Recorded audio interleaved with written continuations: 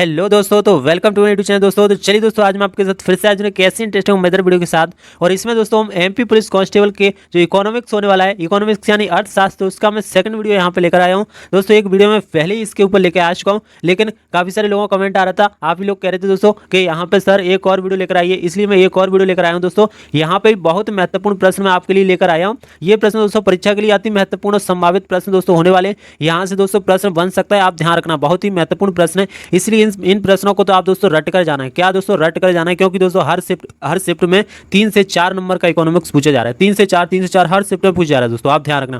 तो ये बहुत महत्वपूर्ण है, पहला ही वीडियो बहुत महत्वपूर्ण था, उनको भी आपका लगा लेना, और ये सेकंड वीडियो बहुत महत्वपूर्ण होने वाला है। ठीक है दोस्तों, इसका पीडीएफ अगर चाहो तो पीडीएफ में मैं अवेलेबल करा दूंगा दोस्तों। ठीक है दोस्तों, लास्ट में बता दूंगा कैसे पीडीएफ लेना है, तो इस वीडियो को बिना स्किप किए दोस्तों लास्ट तक देखना, क्योंकि बहुत ही महत्वपूर्ण वीडियो है। चलिए दोस्तों बिना देर करते हुए अपना आगे बढ़ते हैं और आज के इन प्रश्नों को जानते हैं। लेकिन उससे पहले अगर आप मेरे चैनल पर नए हो तो चैनल को सब्सक्राइब कर लेना, और वीडियो अगर अच्छा लगे तो वीडियो कर देना लाइक। तो चलिए स्टार्ट करते हैं और आज के महत्वपूर्ण प्रश्नों को देखते हैं।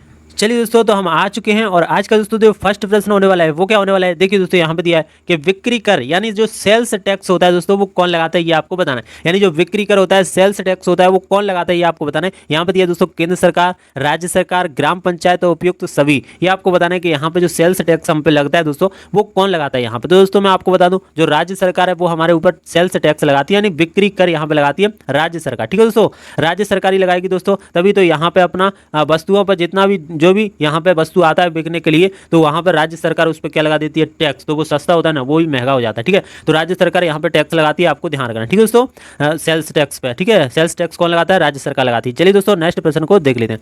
तो ये नेक्स्ट प्रश्न होने वाला है दोस्तों, वो होने वाला है कि अप्रत्यक्ष कर यानी इनडायरेक्ट टैक्स कौन से हैं, ये यहाँ पे दोस्तों आपको बताना है। मैंने दोस्तों डायरेक्ट टैक्स की अगली वीडियो में बात किया था, लेकिन आज हम करने वाले इनडायरेक्ट टैक्स की। इनडायरेक्ट टैक्स बताइए कौन कौन से होते हैं। तो यहाँ पे आप देखिए, यहाँ पे दिया है कि उत्पाद शुल्क, सीमा शुल्क, तट कर, या यह सभी, ये आपको बताना है दोस्तों। ठीक है, तो मैं आपको दोस्तों बता दूं कि जो अप्रत्यक्ष कर होते हैं, जो इनडायरेक्ट कर होते हैं, वो सीमा शुल्क से भी कहते हैं, और वो सीमा शुल्क से भी कहते हैं, उत्पाद शुल्क से भी कहते हैं, तटकर से भी कहते हैं, और ये सभी दोस्तों यहाँ पे होने वाले हैं। ये सभी कैसे यहाँ पे, ये सभी कैसे हैं, ये सभी हैं दोस्तों इनडायरेक्ट टैक्स हैं, आपको ध्यान रखना है। अप्रत्यक्ष कर हैं, ये आपको ध्यान रखना है। ठीक है दोस्तों, तो चलिए दोस्तों यहाँ पे नेक्स्ट प्रश्न को जानते हैं। जो नेक्स्ट प्रश्न होने वाला है ना दोस्तों, वो होने वाला है कि किसी समिति की संस्तुति पर भारत में वैट लागू किया था। बताइए किस समिति की संस्तुति पर या किस समिति की सिफारिश पर भारत में वैट लागू किया दोस्तों, ये आपको बताना है। ठीक है दोस्तों, तो बताइए दोस्तों किस समिति की यहाँ पे सिफारिश पर भारत में वैट यहाँ पे लागू किया था, ये हमें दोस्तों बताना है। ठीक है दोस्तों, तो मैं आपको दोस्तों बता दूं, यहाँ पे दिया देखो, रंग राजन समिति, एल के जहाँ समिति,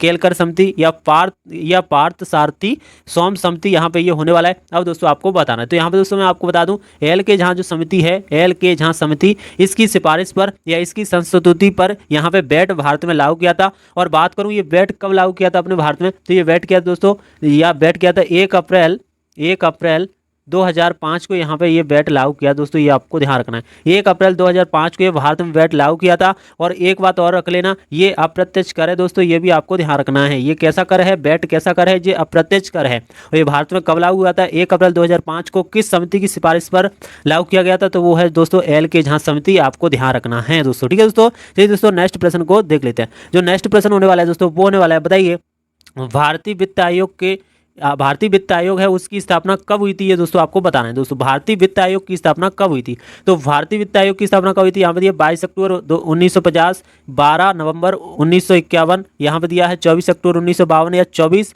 नवंबर 1954, ये आपको दोस्तों बताना है। तो बताइए दोस्तों वित्त आयोग की जो स्थापना है वो कब हुई थी। तो दोस्तों मैं आपको बता दूं, वित्त आयोग की स्थापना यहाँ पे 22 नवंबर 1951 को हुई थी। 22 नवंबर 1951 को यहाँ पे दोस्तों यहाँ पे इसकी स्थापना हुई थी। ठीक है दोस्तों, यहाँ पे कब, 22 नवंबर 1951 को वित्त आयोग की स्थापना हुई थी, ये आपको ध्यान रखना है। और दोस्तों एक और बात ध्यान रखना कि इस 15वें वित्त आयोग के जो कौन है, 15वें वित्त आयोग के अध्यक्ष कौन है, यहाँ पे ये आपको ध्यान रखना है। तो अध्यक्ष भी पूछ सकता है, तो ये है एन के सिंह। कौन है दोस्तों, एन के सिंह यहाँ पे होने वाले हैं, एन के सिंह, ये आपको ध्यान रखना, श्री एन के सिंह यहाँ पे क्या होने वाले हैं, एन के सिंह यहाँ पे अध्यक्ष हैं 15वें वित्त आयोग के अध्यक्ष कौन है दोस्तों? श्री NK सिंह। ये यहाँ पे आपको ध्यान रखना है, श्री NK सिंह यहाँ पे होने वाले हैं। ठीक है दोस्तों, और इसकी स्थापना कब हुई थी? 22 नवंबर 1951 को। ये आपको ध्यान रखना है। ठीक है दोस्तों, चलिए नेक्स्ट प्रश्न को देख लेते हैं। तो ये नेक्स्ट प्रश्न होने वाला है दोस्तों, बहुत ही महत्वपूर्ण प्रश्न है दोस्तों। भारतीय रिजर्व बैंक यानी RBI की स्थापना कब की गई थी? ये आपको दोस्तों बताना है। मतलब जो RBI है, जो भारतीय रिजर्व बैंक है, उसकी स्थापना कब हुई थी, ये आपको दोस्तों बताना है। ठीक है दोस्तों, तो यहाँ पे मैं दोस्तों बता दूं, जो इसकी स्थापना हुई थी भारतीय रिजर्व बैंक की, वो हुई थी दोस्तों 1 अप्रैल 1935 को। कब हुई दोस्तों? 1 अप्रैल 1935 को यहाँ पे भारतीय रिजर्व बैंक की यहाँ पे स्थापना हुई थी। ये आपको दोस्तों ध्यान रखना है, बहुत महत्वपूर्ण है यहाँ पे ये प्रश्न कि भारतीय रिजर्व बैंक की स्थापना कब हुई थी। तो 1 अप्रैल 1935 को यहाँ पे भारतीय रिजर्व बैंक की स्थापना हुई थी दोस्तों। तो चलिए दोस्तों आगे बढ़ेंगे और नेक्स्ट प्रश्न को हम देखते हैं। वो होने वाला है, देखिए दोस्तों यहाँ पे दिया है कि बताइए वर्तमान में राष्ट्रीयकृत बैंकों की कुल संख्या कितनी है? ये बहुत इंपॉर्टेंट है दोस्तों, ये पूछा जा सकता है। बताइए वर्तमान में राष्ट्रीयकृत बैंकों की कुल संख्या कितनी है, ये आपको बताया दोस्तों। यहाँ दिए 17, 19, 18 या 12, कौन सी है ये आपको बताना। ठीक है, बताना कितनी है अपना वर्तमान में राष्ट्रीयकृत बैंकों की संख्या। ठीक है, नेशनलाइज जो बैंक हैं उनकी संख्या यहाँ पे कितनी है ये हमें बताना। तो यहाँ पे दोस्तों जो 12 होने वाला है वो हमारा राइट आंसर होने वाला है। यहाँ पे वर्तमान में राष्ट्रीयकृत बैंकों की कुल संख्या जो होने वाली है वो 12 होने वाली है दोस्तों। ये 12 बैंक हैं, वो राष्ट्रीयकृत बैंक है दोस्तों, आपको ध्यान रखना है। ठीक है दोस्तों, चलिए दोस्तों तो आज का नेक्स्ट प्रश्न देखते हैं। नेक्स्ट प्रश्न क्या दिया है दोस्तों, बहुत ही इंपॉर्टेंट प्रश्न यहाँ पे स्टेट बैंक ऑफ इंडिया के ऊपर दिया है कि बताइए स्टेट बैंक ऑफ इंडिया यानी SBI का राष्ट्रीयकरण कब हुआ था? दोस्तों SBI का राष्ट्रीयकरण कब हुआ था? ठीक है, मतलब SBI की स्थापना ही मान लो, FCPI का स्थापना कब हुआ था, या SBI का जो राष्ट्रीयकरण किया था RBI ने वो कब किया था, कब से वो अस्तित्व में आई, ठीक है, कब से उसका राष्ट्रीयकरण हुआ, ये हमें दोस्तों बताना। ठीक है दोस्तों, तो यहाँ पर दोस्तों बता दूं SBI का जो राष्ट्रीयकरण हुआ था वो हुआ दोस्तों 1 जुलाई 1955 को। यहाँ पे आप ध्यान रखना इस बात को, 1 जुलाई 1955, इस डेट को आप रट के जाना क्योंकि ऐसे ही प्रश्न आपकी बार पूछ रहा है दोस्तों। ठीक है, आप ध्यान रखना। और मैं आपको एक और बात बता दूं, SBI का मुख्यालय कहाँ है? SBI का मुख्यालय है मुंबई में। कहाँ है दोस्तों? मुंबई में, आपको ध्यान रखना है। SBI का मुख्यालय मुंबई में है और RBI का मुख्यालय भी मुंबई में है, आपको ध्यान रखना है। ठीक है, और इसका जो राष्ट्रीयकरण किया था RBI ने वो किया था 1 जुलाई 1955 को, आपको ध्यान रखना है। ठीक है दोस्तों, चलिए दोस्तों आगे बढ़ते हैं और आज का नेक्स्ट प्रश्न देख लेते हैं। तो आज का जो नेक्स्ट प्रश्न होने वाला है वो कौन सा होने वाला है, देखिए यहाँ पे क्या दिया है, सुनिए। यहाँ पे दिया है नरसिंह समिति किससे संबंधित है? नरसिंघम, जो नरसिंघम समिति है दोस्तों वो किससे संबंधित है ये हमें बताना। नरसिंघम समिति किससे संबंधित है बताइए? बैंक सुधार से, या यहाँ पे क्षेत्र ग्रामीण बैंक पुनर्संरचना से, या राष्ट्रीय आय से, या कर सुधार से, ये हमें दोस्तों बताना है किससे संबंधित है नरसिंघम समिति। तो दोस्तों मैं यहाँ पे आपको बता दूं जो नरसिंघम समिति है वो बैंक सुधार से संबंधित है, बैंक सुधार से संबंधित है यहाँ पे नरसिंघम समिति, ये आपको ध्यान रखना है दोस्तों। ठीक है दोस्तों, ये ध्यान रखना नरसिंघम समिति बैंक सुधार से संबंधित है। तो चलिए नेक्स्ट प्रश्न को देख लेते हैं। जो नेक्स्ट प्रश्न होने वाला है दोस्तों वो कौन सा होने वाला है, देखिए यहाँ पे दिया है कि मुद्रास्फीति या मनी इन्फ्लेशन में क्या होता है बताइए? मुद्रास्फीति में क्या होता है? मुद्रास्फीति किसको कहते हैं ये हमें बताना है दोस्तों। ठीक है, मुद्रास्फीति का मतलब क्या होता है दोस्तों कि यहाँ पे दिया, देखिए ऑप्शन दिया है कि वस्तुओं के मूल्य बढ़ते हैं, मुद्रा के मूल्य गिरते हैं, मुद्रा का मूल्य बढ़ता है, या एक और दो दोनों, बताइए। यहाँ पे दोस्तों हम बता दूं आपको, जब भी मुद्रास्फीति होता है उसका मतलब क्या होता है, हमारा जो वस्तुएं होती हैं उसके भाव तो महंगे हो जाते हैं और हमारी मुद्रा का भाव जो है गिर जाता है, तभी तो महंगा होगा।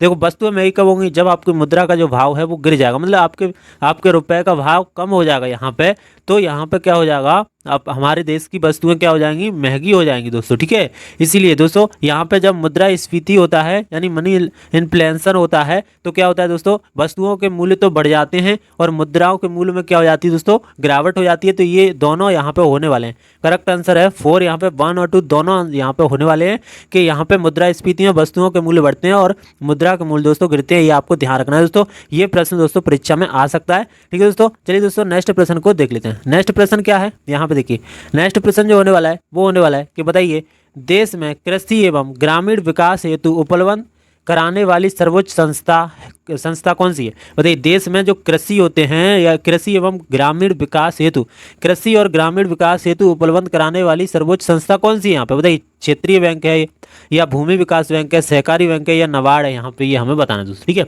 तो मैं आपको दोस्तों बता दूं यहाँ पे जो नाबार्ड हमारा होने वाला है वो हमारा करेक्ट आंसर होने वाला है। जो नाबार्ड जो है वो हमें क्या है, कृषि और ग्रामीण विकास से संबंधित यहाँ पे सर्वोच्च संस्था कौन सी दोस्तों, नाबार्ड यहाँ पे होने वाली है। आपको ध्यान रखना है ये नाबार्ड क्या है, ये नाबार्ड क्या है, तो दोस्तों नाबार्ड का यहाँ पे फुल फॉर्म भी आप याद रखना दोस्तों। जो नाबार्ड जो है उसका फुल फॉर्म होता है national bank of agriculture and rural development. Rural development मतलब इसे हिंदी में कहते कहते हैं राष्ट्रीय कृषि और ग्रामीण विकास बैंक। राष्ट्रीय कृषि और ग्रामीण विकास बैंक दोस्तों इसे कहते हैं नबार्ड को, ठीक है, national bank of agriculture and rural development, आपको ध्यान रखना है, ठीक है दोस्तों।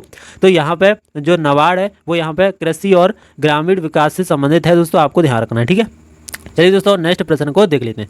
तो यहाँ पे जो नेक्स्ट प्रश्न होने वाला है वो क्या होने वाला है, देखिए, भारत में सर्वाधिक गरीबों की संख्या किस राज्य में है।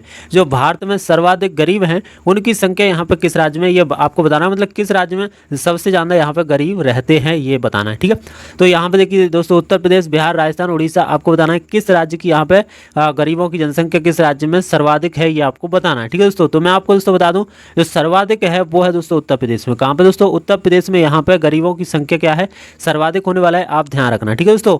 लेकिन मैं आपको बताऊं अगर प्रतिशत में पूछे कि प्रतिशत में कैसे है, तो प्रतिशत में बिहार में सबसे ज़्यादा गरीब है। कौन से दोस्तों, बिहार में प्रतिशत में सबसे ज़्यादा गरीब है। अब प्रतिशत का मतलब क्या है, जैसे कि दोस्तों देखो प्रतिशत में निकालते हैं ना, इतने परसेंट में तो इतने परसेंट यहाँ पे गरीब हैं, तो यहाँ पे बिहार निकलेगा। बिहार की कुल जनसंख्या का सबसे अधिक परसेंट यहाँ पे गरीब हैं, ठीक है। लेकिन उत्तर प्रदेश में वैसे सर्वाधिक गरीब है क्योंकि उसकी पॉपुलेशन तो बहुत ज़्यादा है ना, उत्तर प्रदेश की पॉपुलेशन बहुत ज़्यादा है, तो परसेंटेज में तो वो कम निकलेगा क्योंकि पॉपुलेशन बहुत ज़्यादा है, तो परसेंटेज में तो उसमें कम है। लेकिन भारत में सबसे सर्वाधिक गरीब यहाँ यहीं पर है, परसेंटेज में कम हो लेकिन उस कम परसेंट को निकालोगे तो भारत में सबसे ज़्यादा गरीब यहीं पर है दोस्तों, ठीक है। और बिहार में अगर ये पूछे परसेंट के आधार पे परसेंट के आधार पे हैं जो बिहार में परसेंट के आधार पर पूछे तो बिहार में है, आपको ये भी ध्यान रखना दोस्तों, ठीक है, ध्यान रखना। चलते हैं दोस्तों नेक्स्ट प्रश्न को देख लेते हैं। तो दोस्तों जो नेक्स्ट प्रश्न होने वाला है वो क्या होने वाला है, देखिए यहाँ पे दिया है मुद्रा अवमूल्य का अर्थ क्या है, बताइए मुद्रा अवमूल्य का अर्थ क्या है। अवमूल्यन, मुद्रा अवमूल्यन, मुद्रा अवमूल्यन दोस्तों मैंने हवाल बताया था, मुद्रा स्फूर्ति बताया था, मुद्रा अवमूल्यन वही होने वाला है। मुद्रा अवमूल्यन में क्या होता है दोस्तों कि मुद्रा का मूल्य क्या हो जाता है, कम हो जाता है और वस्तुओं का मूल्य क्या हो जाता है, अधिक हो जाता है, ठीक है। तो देखिए यहाँ पे ऑप्शन दिया है पहला कि अंतर्राष्ट्रीय व्यापार प्रयुक्त मुद्राओं की तुलना में मूल्य में गिरावट, ठीक है, मुद्राओं की तुलना में मूल्य में क्या हो जाती है, गिरावट। और यहाँ पे विश्व बैंक तथा अंतर्राष्ट्रीय मुद्रा कोष की सहायता से मुद्रा का मूल्य निर्धारण या अंतर्राष्ट्रीय व्यापार से आयात को प्रोत्साहन या उपयुक्त सभी यहाँ पे क्या होने वाला है, ये आपको दोस्तों बताना है। तो मैं दोस्तों बता दूं यहाँ पे जो होने वाला है वो पहला ही ऑप्शन होने वाला है, यानी अंतर्राष्ट्रीय व्यापार में इस अंतर्राष्ट्रीय व्यापार में प्रयुक्त मुद्राओं की तुलना में, मतलब अंतर्राष्ट्रीय व्यापार में जब आप अंतर्राष्ट्रीय व्यापार करने जाते हो तो प्रयुक्त मुद्रा मिलती है, अलग अलग देश की अलग अलग मुद्राएं होती हैं, तो उनकी तुलना में मूल्य में क्या हो जाती है, गिरावट हो जाती है। जो इनका मूल्य है उसमें क्या हो जाती है, गिरावट, यानी वस्तुओं का मूल्य यहाँ पे महंगा हो जाता है और जो पैसे का मूल्य है उसमें क्या हो जाती है, गिरावट हो जाती है यहाँ पे, ठीक है। मूल्य में मुद्राओं की तुलना में मूल्य में क्या हो जाती है, गिरावट हो जाती है, मतलब मुद्राओं का मूल्य यहाँ पे गिर जाता है, इसको हम क्या कहते हैं, तो इसको मुद्रा अवमूल्यन कहते हैं, आपको ध्यान रखना, ठीक है दोस्तों। तो यहाँ पे ये पहला ऑप्शन यहाँ पे राइट होने वाला है, ये आप ध्यान रखना, ठीक है। तो चलिए दोस्तों यहाँ पे नेक्स्ट प्रश्न को भी अपन देख लेते हैं। तो नेक्स्ट प्रश्न यहाँ पे जो होने वाला है वो होने वाला है कि बताइए भारत में आर्थिक सर्वेक्षण सरकारी तौर पर प्रकाशित किया जाता है, मतलब भारत में जो आर्थिक सर्वेक्षण होते हैं वो सरकारी तौर पर प्रकाशित किए जाते हैं, कहाँ पर देखो, किस योजना आयोग द्वारा या वित्त आयोग द्वारा या वित्त मंत्रालय द्वारा या कॉर्पोरेट द्वारा, यहाँ पर ये आपको बताना है कि जो भारत में आर्थिक सर्वेक्षण सरकारी तौर पर प्रकाशित किए जाते हैं, कौन प्रकाशित करता है यहाँ पे ये बताना दोस्तों। यहाँ पे बताइए योजना आयोग, वित्त आयोग, वित्त मंत्रालय या कॉर्पोरेट। यहाँ पे दोस्तों मैं आपको बता दूं जो वित्त मंत्रालय है वो यहाँ पे इनको क्या करता है दोस्तों, प्रकाशित करता है। कौन करता है, वित्त मंत्रालय किसको प्रकाशित करता है दोस्तों, आर्थिक सर्वेक्षण को सरकारी तौर पर प्रकाशित कौन करता है, वित्त मंत्रालय। आपको ये ध्यान रखना है दोस्तों, बहुत ही महत्वपूर्ण प्रश्न होने वाले हैं। अगर दोस्तों आपको प्रश्न अच्छे लग रहे हैं ना दोस्तों तो यहाँ पे वीडियो को लाइक करना, और अगर चैनल पर नए हो तो चैनल को कर देना सब्सक्राइब, क्योंकि बहुत ही महत्वपूर्ण ये प्रश्न है। ऐसे ही प्रश्न मैं आगे दोस्तों लेकर आता रहूँगा जिससे आपकी परीक्षा की तैयारी और भी मजबूत बनी रही। यहाँ पे देखिए दोस्तों 1 रुपए के नोट पर किसके हस्ताक्षर होते हैं ये आपको बताना, मतलब 1 रुपए के नोट पर किसके हस्ताक्षर होते हैं, बताइए वित्त मंत्री के या वित्त सचिव के या रिजर्व बैंक के गवर्नर या प्रधानमंत्री के, बताइए किसके यहाँ पे हस्ताक्षर होते हैं ये आपको दोस्तों बताना है, ठीक है। तो देखिए दोस्तों किसके यहाँ पे हस्ताक्षर होते हैं, 1 रुपए के सिक्के पर, 1 रुपए के नोट पर यहाँ पे किसके हस्ताक्षर होते हैं, तो वो मैं बताऊँ दोस्तों वित्त सचिव के। यहाँ पे किसके होते हैं, वित्त सचिव जो है उसके यहाँ पे हस्ताक्षर होते हैं, ये आपको ध्यान रखना। किसके होते हैं दोस्तों, वित्त सचिव के यहाँ पे हस्ताक्षर होते हैं, ये आपको ध्यान रखना है। और ये वित्त मंत्रालय द्वारा जारी किया जाता है। अगर पूछे कि 1 रुपए का नोट किसके द्वारा जारी किया जाता है तो वित्त मंत्रालय से जारी करता है दोस्तों, और यहाँ पे वित्त सचिव के यहाँ पे हस्ताक्षर होते हैं, ये आपको दोस्तों ध्यान रखना है, ठीक है दोस्तों। तो चलिए दोस्तों आगे बढ़ते हैं और आज का नेक्स्ट प्रश्न यहाँ पे देख लेते हैं। तो आज का जो नेक्स्ट प्रश्न होने वाला है दोस्तों वो होने वाला है कि बताइए केंद्र सरकार को सबसे अधिक शुद्ध राजस्व किससे प्राप्त होता है, सबसे अधिक जो शुद्ध राजस्व है ना दोस्तों वो किससे यहाँ पे प्राप्त होता है ये हमें दोस्तों बताना है, ठीक है। तो शुद्ध राजस्व जो प्राप्त होता है बताइए उत्पादक शुल्क से या चुंगी शुल्क से या आयकर या कृषि किससे यहाँ पे शुद्ध राजस्व यहाँ पे प्राप्त होता है, ये हमें दोस्तों बताना है। तो यहाँ पे दोस्तों जो उत्पाद शुल्क होता है ना, उससे यहाँ पे इसे शुद्ध राजस्व प्राप्त होता है। मतलब जब वस्तुओं का उत्पाद यहाँ पे होता है, ठीक है, तो यहाँ पे उत्पाद शुल्क से यहाँ पे सबसे ज़्यादा यहाँ पे शुद्ध राजस्व यहाँ पे प्राप्त होता है। सबसे अधिक शुद्ध राजस्व उत्पाद शुल्क से ही प्राप्त होता है, ये आपको दोस्तों ध्यान रखना है।